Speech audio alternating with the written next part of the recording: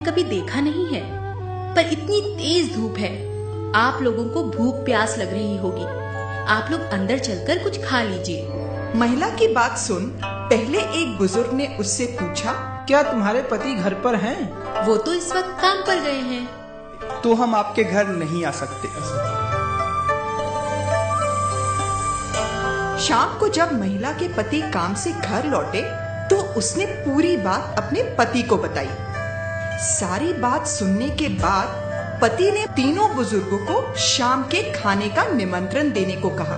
पति के कहे अनुसार महिला एक बार फिर उस पेड़ के पास पहुंची और उसने उन बुजुर्गों को खाने का निमंत्रण दिया। महिला की बात सुन बीच में बैठे बुजुर्ग बोले, शुक्रिया बेटी, पर हम तीनों एक साथ किसी के भी घर नहीं जाते।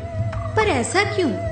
देखो बेटी, ये जो मेरी बाईं ओर बैठे हैं इनका नाम दौलत है, और जो मेरी दाईं ओर बैठे हैं इनका नाम सफलता और मेरा नाम प्यार है। जैसा कि मैंने तुमसे कहा था कि हम तीनों एक साथ किसी के घर नहीं जाते, अब ये तुम पर निर्भर करता है कि हम तीनों में से तुम किसे अपने घर ले जाना चाहती हो। बुजुर्ग की बात सुन महिला सोच में पड़ गई।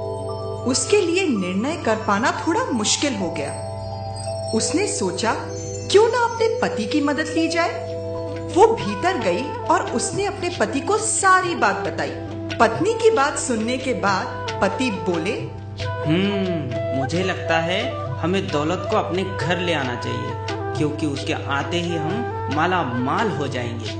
नहीं नहीं, मुझे तो लगता है कि हमें सफलता को ले आना चाहिए, क्योंकि उसके आते ही हम जिंदगी में वो सब हासिल कर पाएंगे जिसकी हमें इच्छा है। तभी पास ही में बैठी इनकी 10 साल की बेटी बोल पड़ी, मम्मा, पर मुझे लगता है कि हमें उस प्यार नाम वाले दादाजी को घर बुलाना चाहिए, ताकि हमारा घर खुशियों से भर जाए। बेटी की बात पति पत्नी को जच गई और उन्होंने आंगन में जाकर प्यार नाम के बुजुर्ग से घर के अंदर आने का आग्रह किया। प्यार नाम वाले बुजुर्ग आगे बढ़े, पर ये क्या, उनके पीछे पीछे दौलत और सफलता नाम के बुजुर्ग भी घर की ओर चल पड़े। ये देख महिला को आश्चर्य हुआ और उसने बुजुर्ग से पूछा, पर आपने तो कहा था कि आप में से सिर्फ एक ही घर के अंदर आ सकता है, अब आप तीनों? बेटी, मैंने बिल्कुल सही कहा था।